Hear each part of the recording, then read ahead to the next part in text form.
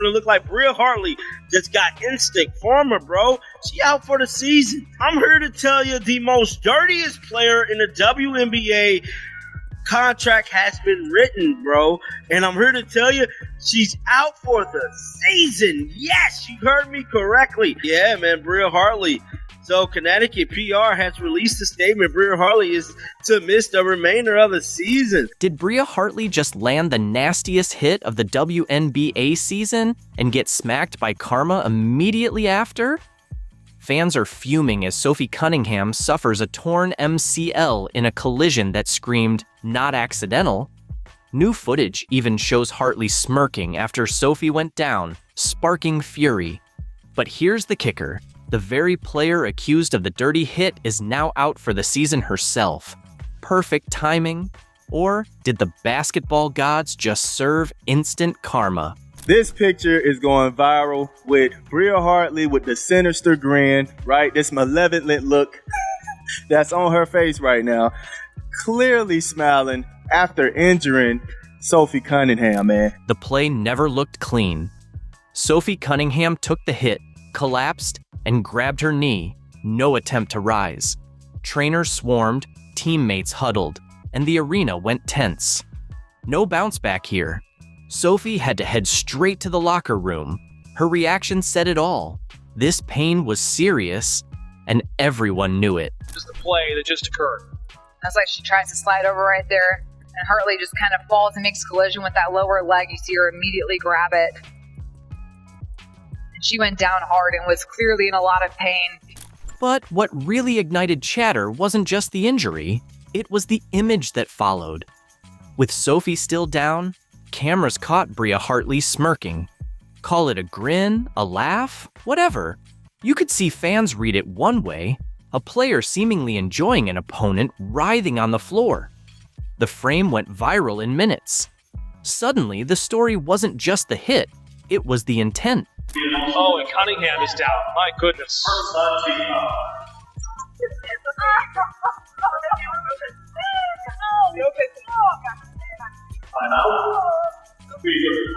Should be.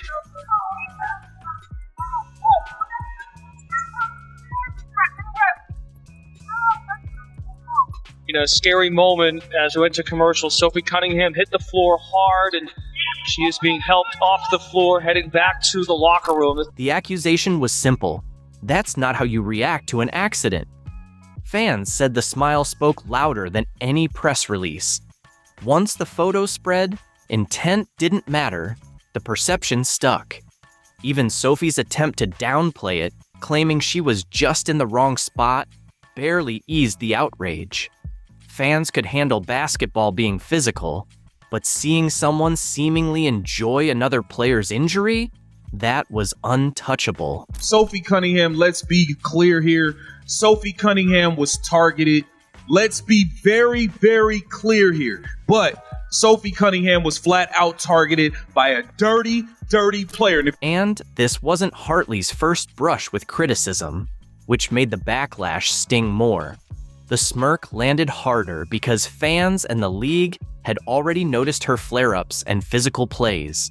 So the photo wasn't a one-off. It became Exhibit A. Commentators quickly dubbed it the dirtiest play of the season. Headlines fumed, fans flooded comment sections, and refs took heat for letting it slide. The anger wasn't just at Hartley, it was aimed at a league quicker to punish critics than reckless contact. Making all kind of excuses to say that Bria Hartley is not a dirty player. Let me tell y'all something, man. Come on in here. Come on in here, man. Let me tell y'all something. If it quacks like a duck, walks like a duck, eats like a duck, it's a duck, man. Come on, man. She is the dirtiest player in the WNBA right now, winning the trophy. All right? Winning the trophy for it.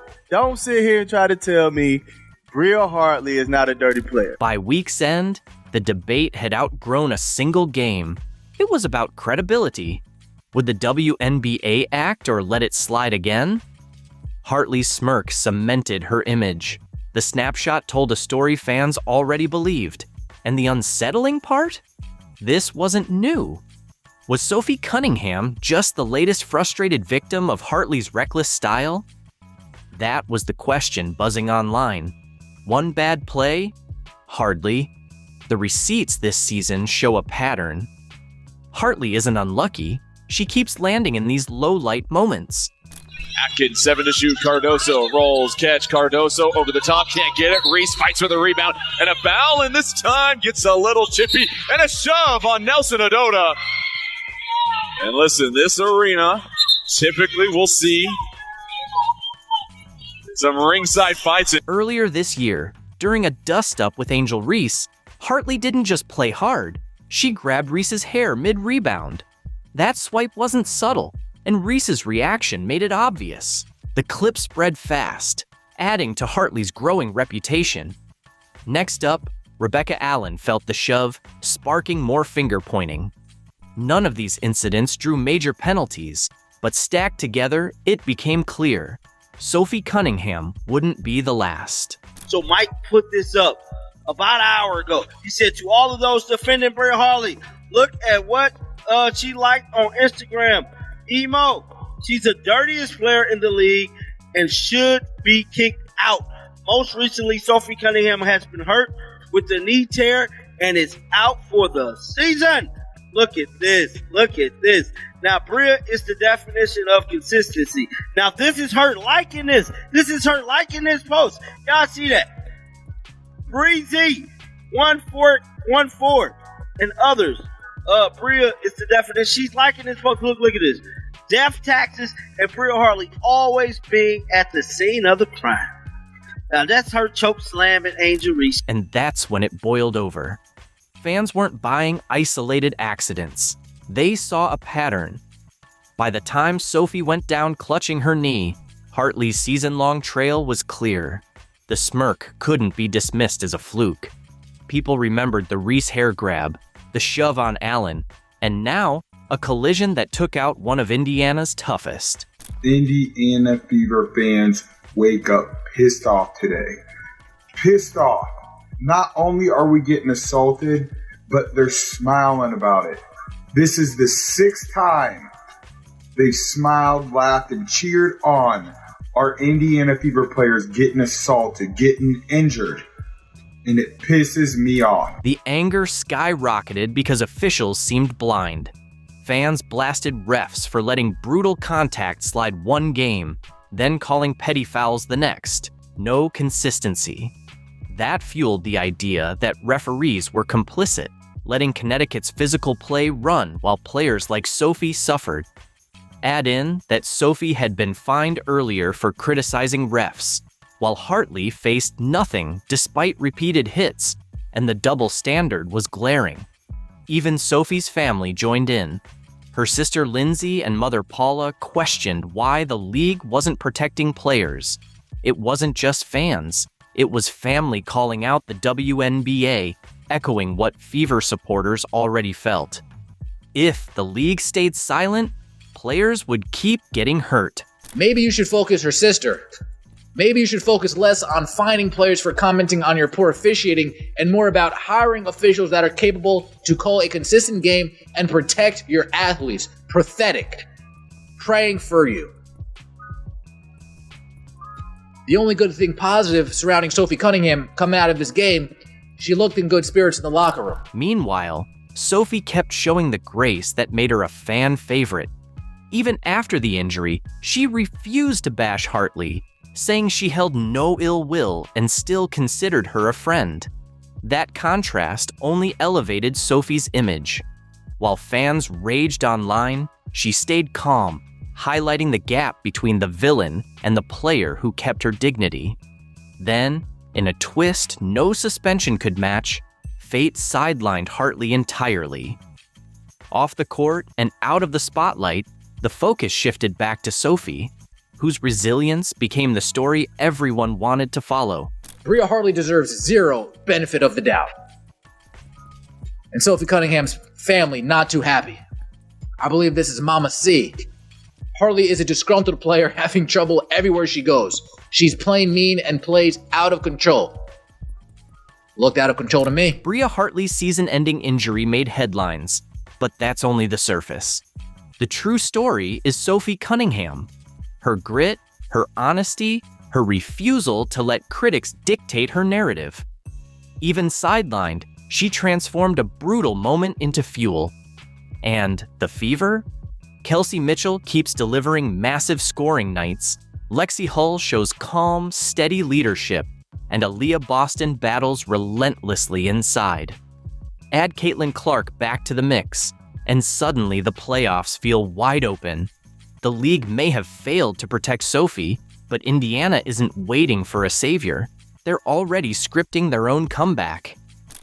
And with the Indiana Fever today, unfortunately, we have the horrific, terrible news that Sophie Cunningham is officially out for the rest of the season with a torn MCL. What went down under the basket that night? Sophie Cunningham drops with a torn MCL. The Fever rule her season over, and Bria Hartley's grinning like a cartoon villain. Fans lose it. Sure, it was dirty, while refs suddenly discover the art of silence. The league? Quieter than a church mouse. Sophie's career takes a hit, but she's swinging back. No mercy, torching haters and the league. So, what exactly did Sophie say that lit the court ablaze? The hits just keep coming for the Indiana Fever. Not unexpected that Sophie Cunningham ruled out for the season, but devastating nonetheless as the injuries just continue to pile up. Of course, Sydney Colson already out for the season, Ari McDonald out for the season, and now Sophie Cunningham out for the season. That's with Caitlin Clark still out and having been out for much of the season. The moment that wrecked the Fever season wasn't subtle. In the second quarter against the Sun, Bria Hartley barreled to the rim, lost balance, and crashed straight into Sophie Cunningham's right leg. Cunningham dropped, clutching her knee as the arena froze. Teammates rushed in, and one look at the Fever bench said it all. This wasn't just a bump. Listen, Sophie Cunningham was targeted, y'all. I'm telling you right now, Sophie Cunningham was targeted by Bria Hartley, and it just is what it is. It is what it is. I don't want to sit here and play games and act like, you know, she wasn't. She was targeted by Bria Hartley, and that's just the fact of the matter. And people can act like it's not all they want. I told you guys this girl was a dirty player, and that's all she did today was show how dirty she is. Seconds later, the camera caught Hartley seeming to smile. That frame exploded on social media as fans asked how anyone could grin after such a brutal injury. To many, it looked less like shock and more like satisfaction, and that image, as much as the fall, ignited the outrage. Now look, you can tell Brie Hartley, in my opinion, she launched herself into her knee. She did. And I've seen some of the reaction online, and guys, it's despicable. It really is. There's a lot of people celebrating this injury. And guess what? You can imagine who it is. It's members of the old WNBA fandom, the ones that root for Paige Beckers and Angel Reese and Asia Wilson and all the usual damn suspects. The officials only poured gas on the fire. No flagrant, no upgrade, not even a review. The game rolled on as if Cunningham hadn't just torn her MCL and lost her season. Sophie announcing her being out with an MCL tear, which, by the way, the MCL tear, relatively speaking, is good news because it's not an ACL tear. She's not out for like a year or anything, but she's out for the rest of this year. And they're going to miss her toughness, they're going to miss her shooting, they're going to miss her playmaking to a degree. This wasn't just one play. Fans quickly pointed to a bigger problem. Years of unchecked physicality and collisions brushed off until someone got seriously hurt. And for Hartley, this wasn't her first flashpoint of the season. Stacked together, it looked less like an accident and more like a pattern. The outrage didn't stop at Hartley either. Fans blasted officiating and league leadership under Commissioner Kathy Engelbert. The gripe wasn't new. Refs leaned too hard on letting them play, leaving athletes wide open to danger. Cunningham's injury became the perfect storm. the latest painful example fueling demands for change. This is terrible. You don't want to see anybody go out, especially with an injury.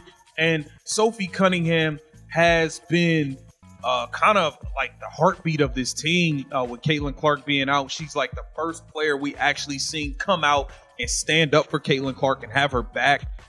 So this definitely sucks. And beyond her having Caitlin Clark back, her play on the floor. For Sophie, the price couldn't have been steeper.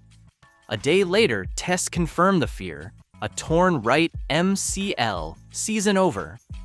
After clawing her way into becoming one of Indiana's key players, it vanished in a heartbeat, replayed endlessly across every platform. The collision wasn't just an injury, it became a symbol of the deeper issues fans say the league keeps ignoring. This has been an injury-riddled season for the team and Sophie Cunningham. You gotta remember, she had that ankle injury, which is why she's wearing an ankle brace in the game. She had that in the beginning of the season. She was dealing with an injury. She fought back, came off the bench, got into the starting lineup, and she started lighting it up for us.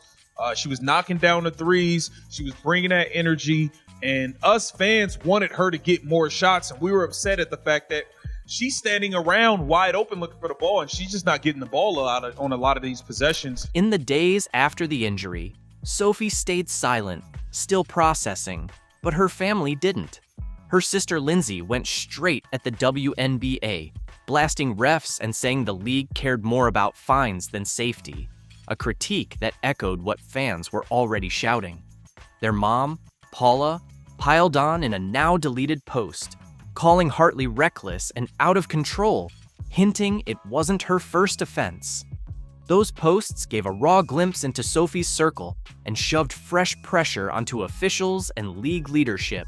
This injury happened, and Sophie Cunningham's sister was none too happy about it and slammed the WNBA.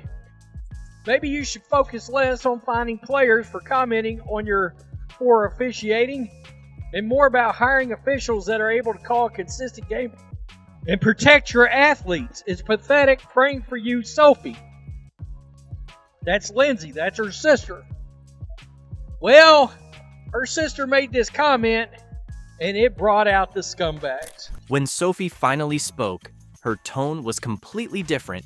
On her podcast, she called the play unfortunate but not malicious, a basketball moment gone wrong, with her simply in the wrong spot. She doubled down, saying she had nothing but love for Hartley, that they were good friends, and asked fans to stop sending hate. It was a calm, mature response that shocked people almost as much as the injury itself.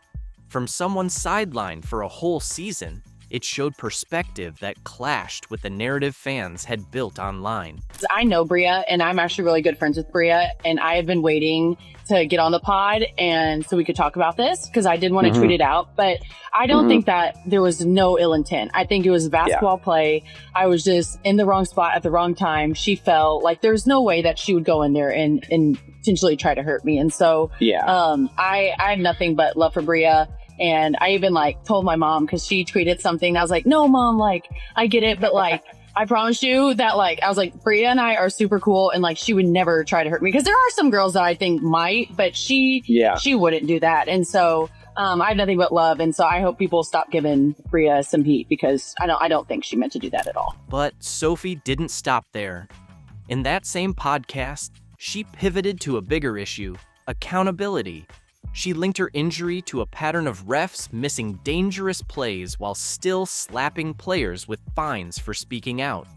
She reminded listeners she'd already been fined for comments about officials and Paige Beckers. That hit home. Her family's frustration made sense. To them, the league punished words faster than it protected bodies. I'm officially 3 for 3 on being fined by the WNBA. Holy sh**. For this? For the pod? Again? They didn't like my comments on Paige Beckers. No way. I didn't even say anything bad. On the whistle? On the quick whistle? Yeah. But why? Then came the post that flipped the script. On social media, Sophie dropped a blunt line. Some of us were raised by the words of, "Don't bite off more than you can chew." And some of us didn't F around and find out. Short, sharp, and nothing like her podcast calm, it was pure fire. Fans took it as a rallying cry, proof she wasn't broken and wouldn't back down. It channeled the defiance her supporters love and shoved her right back into the spotlight. Well, you come at Sophie's sister, you come at Sophie. And Sophie saw this comment, and bless her heart, she answered it. She answered it. Some of us were raised by the words of, quote, "Don't bite off more than you can chew." And some of us didn't. Quote, "F around and find out." F around and find out. Yes. God bless this woman. Yeah, seriously. She's great. The two sides of Sophie's response, measured respect for Hartley and fiery defiance toward critics, ended up complimenting each other. The podcast showed her integrity and willingness to take the high road, while the post revealed her resilience and refusal to let anyone script her story.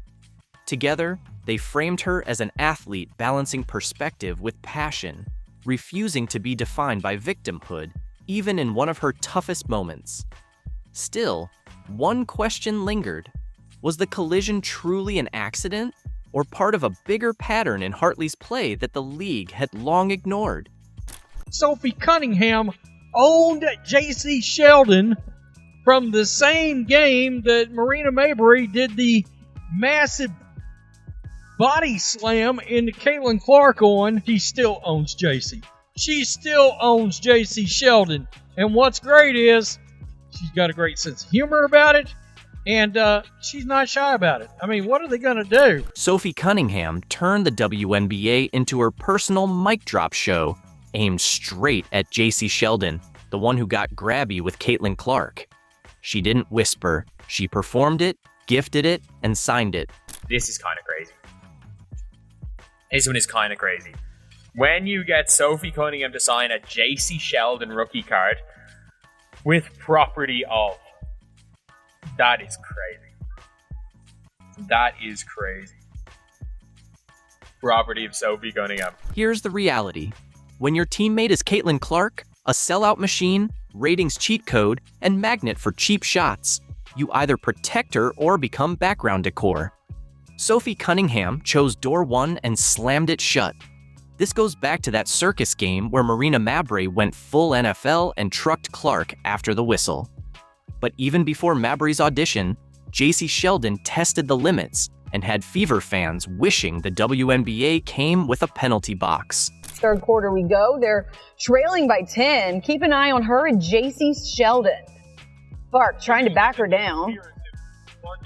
Sheldon, that was Clark, hitting her in the face. Clark is upset about that. Then everybody's upset about that. Marina Mabry comes in.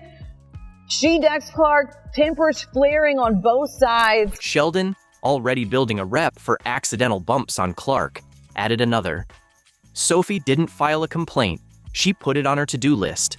Later, Cunningham sent a clean shoulder blade reminder: mess with Caitlin, pay interest. Not dirty, not reckless, just basketball for we saw that, don't. And Sophie? She kept that same energy long after the buzzer. Sophie commits a hard foul on J.C. Sheldon. Again, as J.C. Sheldon is going up for a layup, Sophie bear hugs her and takes her to the ground. What I will say is Sophie did not grab her and throw her to the ground. She didn't body slam her. She didn't do anything, in my personal opinion. Maybe I'm biased here, but I'm going to give you guys my straight up honest opinion on this. She bear hugged her, took her to the ground. Yes, it was intentional. Fast forward to a Fever fan event. Sophie signing programs, taking pics, chatting with the diehards who show up early and leave voiceless. Then a fan slides her a J.C. Sheldon rookie card, not for just a name or heart, but a stamp, a statement, something that screams what the whole arena was already thinking.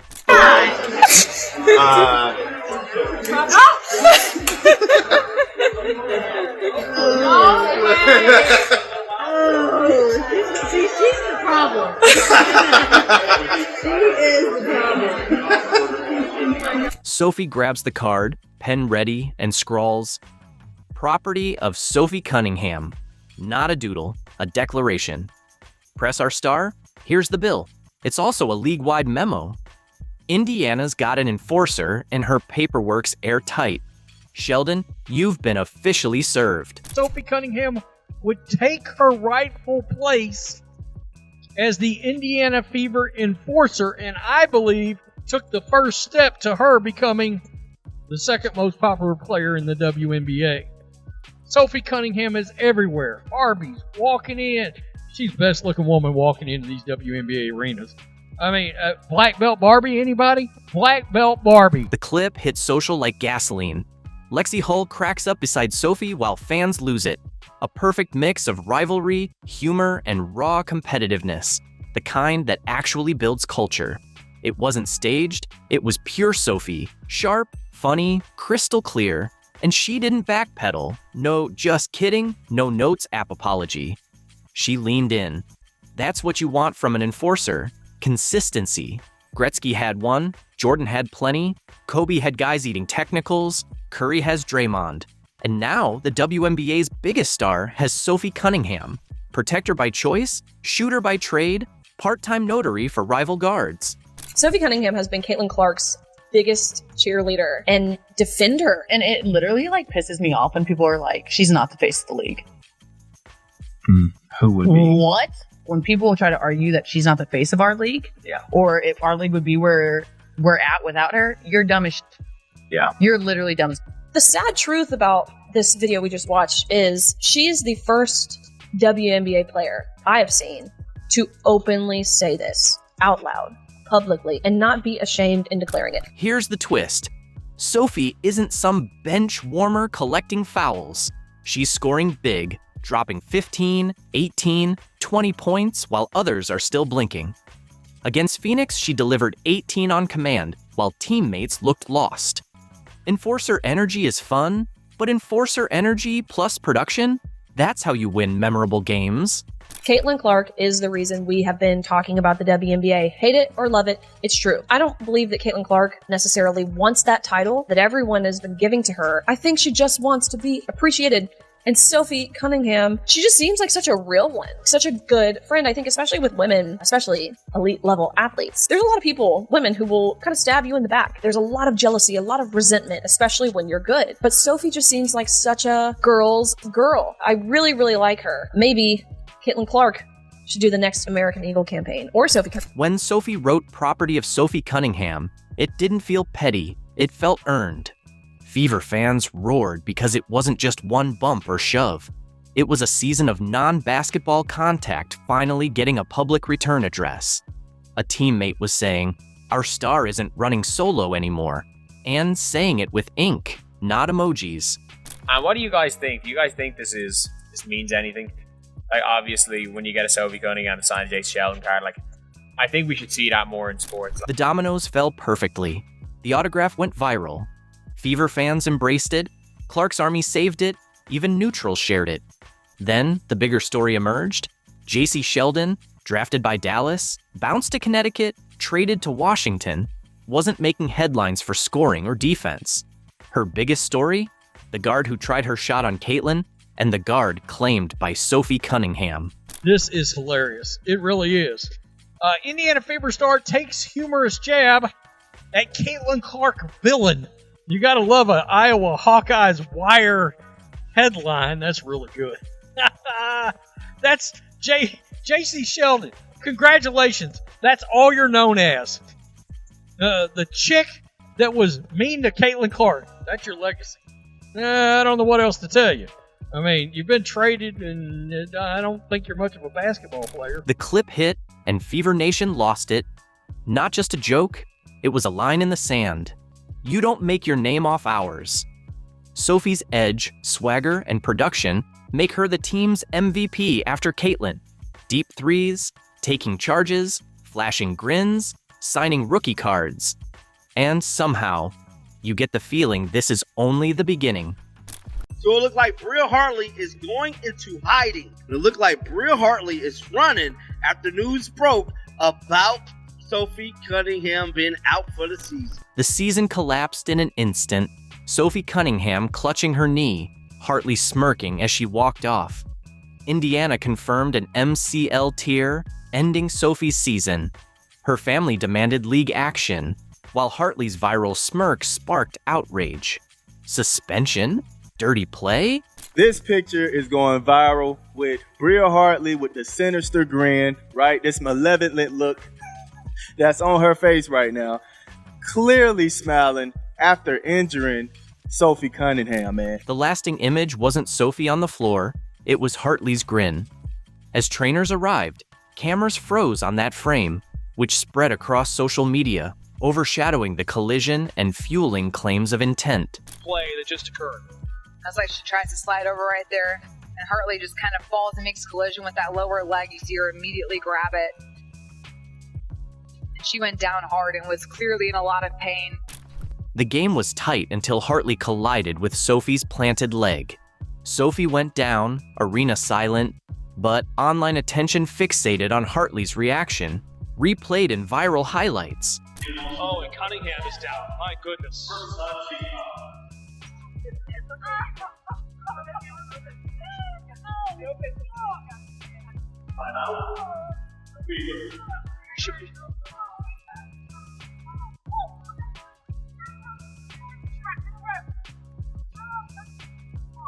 In a scary moment as we went to commercial, Sophie Cunningham hit the floor hard and she is being helped off the floor, heading back to the locker room. Context only poured fuel on the fire.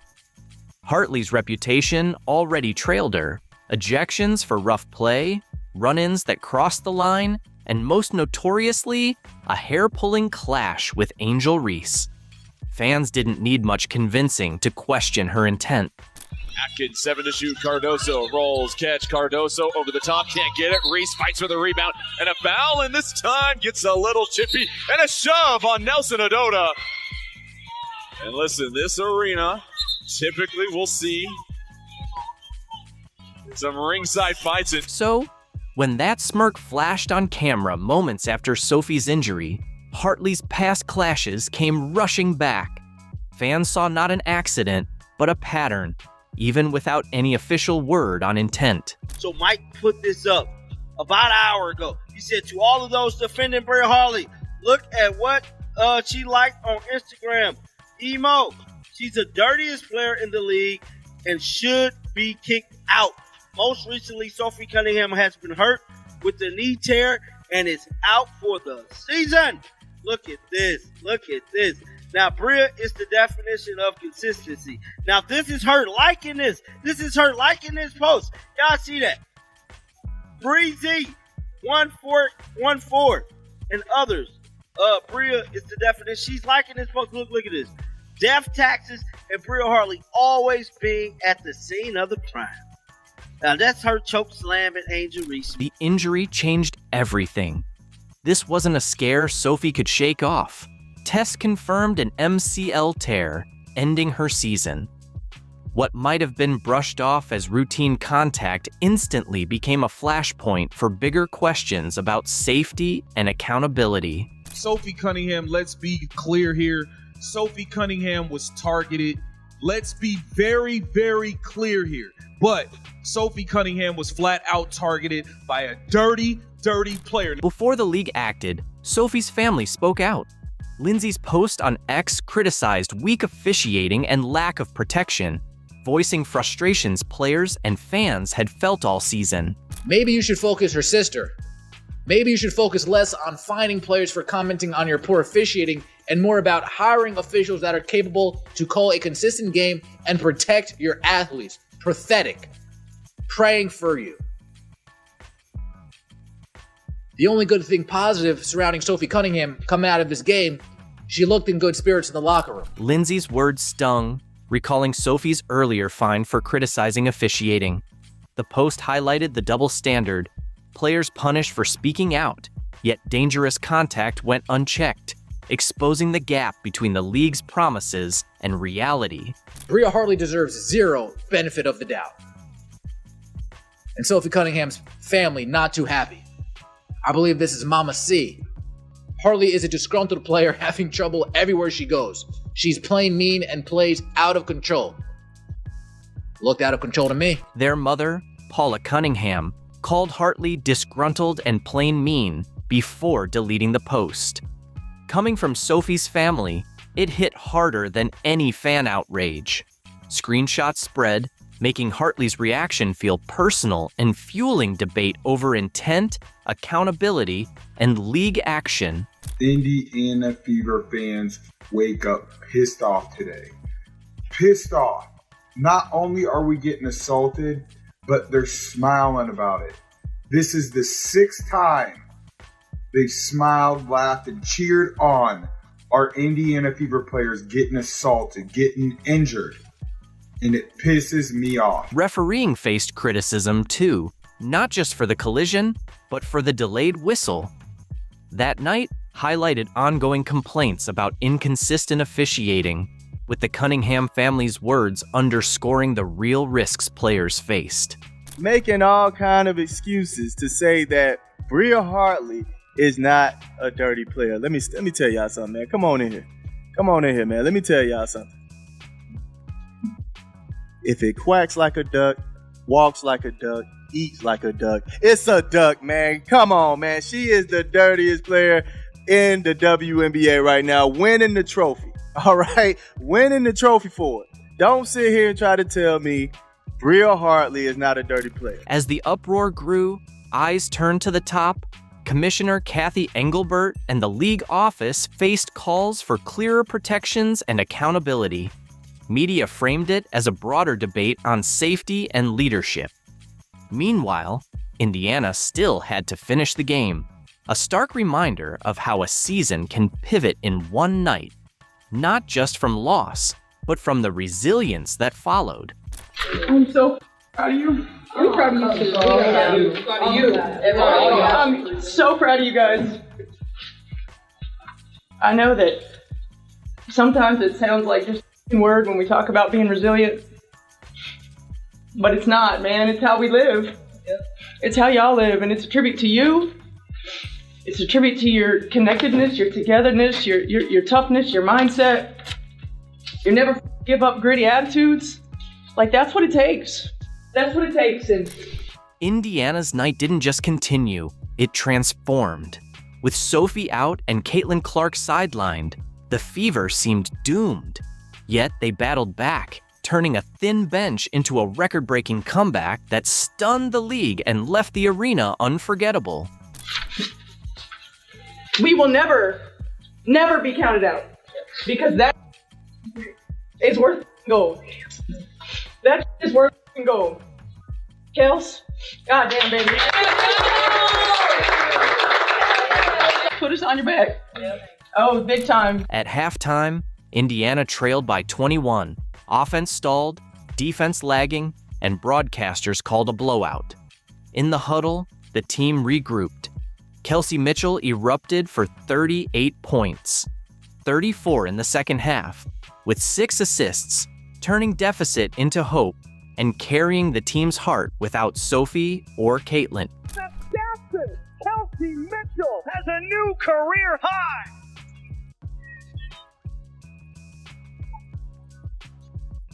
Backdoor Mitchell bouncing in the paint for 2.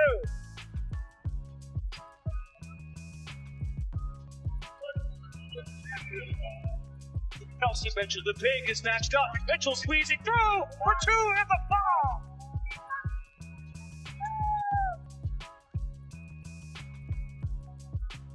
Fouls on the other end. It's Mitchell launching it and connecting. The surge wasn't Mitchell alone. Odyssey Sims steadied the floor, limiting turnovers, controlling the pace, and ensuring each possession counted. She kept the team grounded when frustration threatened to take over. Mabry knifes off the screen. Charles is doubled. And Indiana looks like they're in a zone right now. Kick out and stolen by Mitchell. Explodes 2-on-1. Sims elevates for 2 and a foul. Bug with their point guards. This is where you have Odyssey Sims coming in. Kelsey Mitchell making a great heads-up play here, but Odyssey Sims has done a great job early on coming in. Alongside them, Aaliyah Boston dominated inside, posting a double-double that anchored Indiana. Her rebounds and interior defense stifled second chances, giving Mitchell's scoring runs real impact. Boston backs down Hartley. Aaliyah Boston, excellent post position. Picks up the dribble. Shot clock winding down to 7. Mabry, lob pass. Charles catches. No foul call. That's a huge no call. Looks for cutters. Charles the defense. Back on to Boston. Tina Charles. Backdoor Mitchell. Bouncing in the paint for 2. 30 points for Mitchell. That's the 4th on Charles. Can't get caught ball watching right there. Great recognition by Boston as Mitchell makes that backdoor cut. In the second half, the crowd roared as loose balls favored Indiana and defense tightened. By the 4th, the team ran on adrenaline and precision. A 99-93 win erased a 21-point deficit and set the franchise record for the largest comeback. Shot clock down to 6 for the Fever. Turner, up fade. Turner kicks it. Hole three-pointer. Bottom! Indiana should... The win was one story, but off the court, Hartley grabbed headlines. After her viral smirk, her social media disappeared, fueling speculation. Quitting? Something bigger? Possible investigation or suspension only deepened the uncertainty. Just what does it mean to come back here and be able to play or just as an opponent? Yeah, AZ was good to me, but I'm way happier where I'm at now. It was good to see people. It was fun to play in front of some fans. But for me, I'm way happier in Indiana. The Indiana Fever's road trip ended with a 95-60 beatdown, 2 fresh injuries, and DeWanna Bonner trash-talking. But Sophie Cunningham stole the spotlight on the court and in her podcast, dropping truth bombs about how Bonner really quit. You'll never hear professional courtesy the same way again. That had to have been one of, if not the most embarrassing loss of the season for the Indiana Fever so far. We lost to the Atlanta Dream earlier in the season, 77-58. We lost to the Valkyrie earlier in the season, 80-61. And tonight, against the Phoenix Mercury, we lose 95-60. You knew it was bad when the Fever couldn't hit water falling out of a boat. Bricks, stolen passes, and Phoenix running away before halftime popcorn was gone. Indiana shot 34.3%, clanked 23 of 33s, and gift-wrapped 42 turnover points for Phoenix. That's not basketball. That's charity work. Does this team practice? What I saw tonight looked like what I saw a month ago. Looked what I saw 3 weeks ago. Absolutely no offensive game plan. I thought this motion offense is when it's nobody's night in and night out. Everybody's allowed to have a night.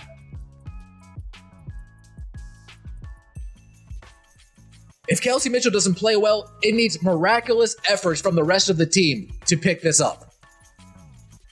Sophie Cunningham played great tonight. Kelsey Mitchell had a bad game. Bad game. Where's everybody else? The gut punch? Sydney Colson crumpling with a knee injury. Then Ari McDonald hobbling on a bad foot. In one night, the Fever's thin roster turned into tissue paper. 2 key players down in a blowout. It's getting kicked while you're face first in the mud. Steph obviously Sid had that injury and Ari left, I think, in the 4th quarter. Yes. What's the status of well, it's Sid's left knee, Ari's right foot, and we'll get some more evaluation when we get home tomorrow and see where we are. Phoenix owned this game, out-rebounding Indiana 44-32 and making them look lost from tip-off to buzzer. Every possession was Mercury playing chess while the Fever fumbled with checkers. Their defense caused chaos. Indiana never escaped. Sophie Cunningham making her return to Phoenix, and it seems as if nobody on our team other than Sophie Cunningham felt any type of emotional connection to this game.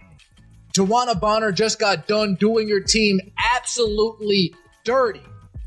You guys escape with a victory when they come to Indiana, and you wipe your hands of it like it's all over and finished with. No, It goes both ways. You don't think we want to beat her on her home court?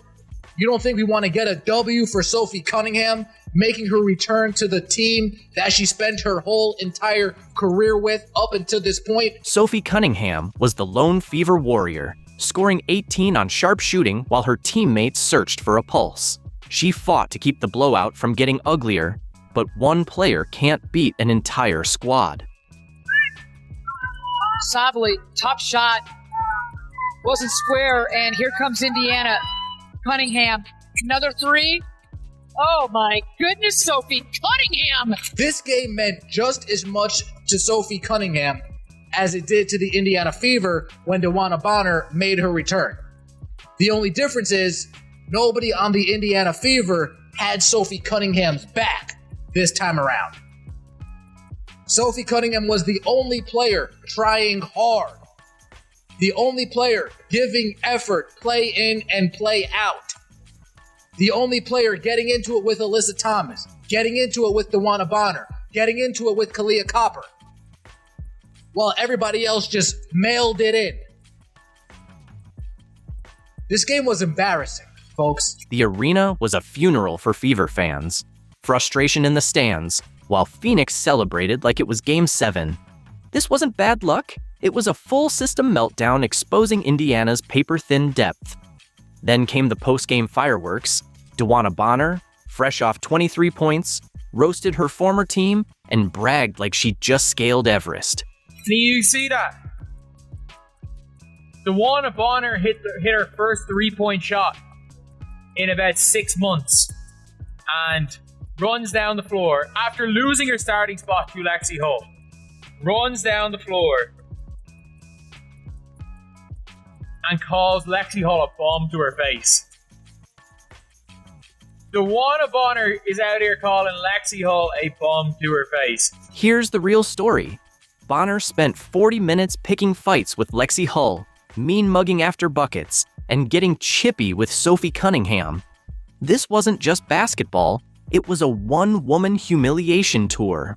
You know, it was, yeah, I don't know, emotions are kind of high.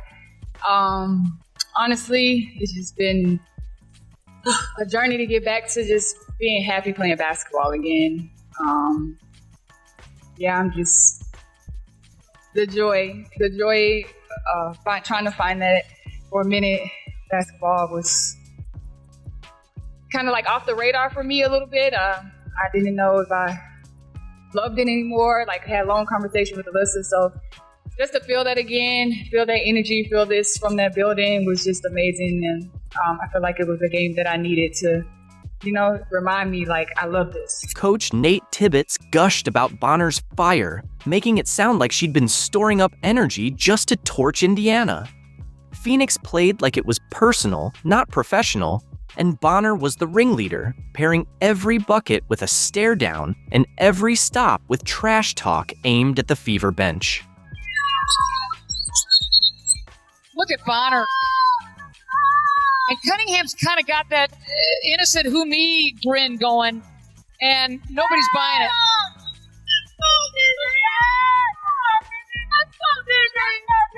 Wow, what a steal by Bonner, stepping right into it. And Sophie knows that doesn't want to create anything more. A little holding on. You think this is becoming a rivalry? Oh, they're letting her have it now. They gave Cunningham a big ovation. After the buzzer, Phoenix partied and took verbal jabs while Indiana huddled up, checked on the injured, and talked about bouncing back. For sure. I mean, it sucks, right? You don't ever want to see anyone be injured on any team. I feel like there's been a lot of injuries this year in the W, harsh ones, I think. And, it's just another one. And Sid is still the heartbeat of our team. She's going to be okay. Our team's going to be okay. And again, it's just another hurdle that we're going to have to get over. Bonner's night felt less like basketball brilliance and more like a grudge parade, complete with over-the-top celebrations while the Fever worried about Colson's knee. In the locker rooms, Indiana spoke of unity. Phoenix danced on the win. Her 23 points only underscored why she never fit the Fever's team first vibe, and Sophie Cunningham was about to drop truth bombs to prove it. Did you see that when DB came back and played for us? that they got mad that our fan base was booing her?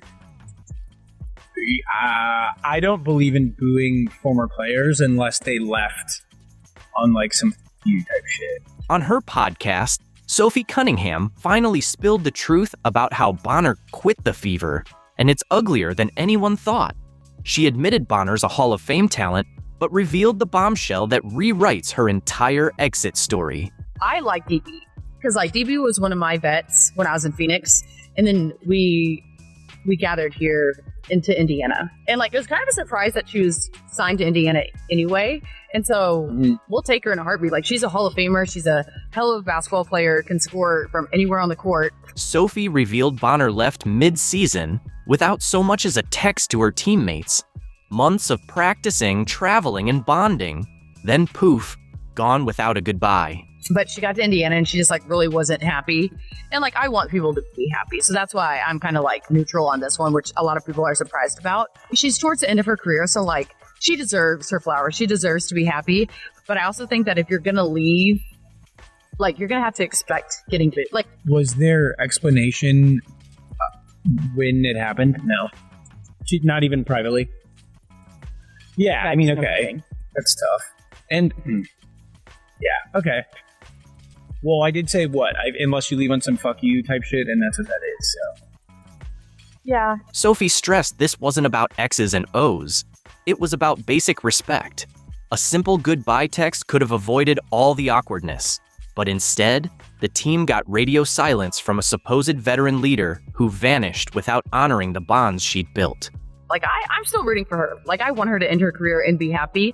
But I also think that, like, it's okay to be professional about it. And, like, send a text to your teammates. Send a text and be like, hey, like, love you guys. Or you don't even have to say love you guys. Just like, hey, sorry this didn't work out. Good luck. Da-da-da-da. You know what I mean? Like, there's a way to handle that, I think. Sophie's words on accountability hit hard. She's been carrying the team's emotional load while Bonner made excuses elsewhere.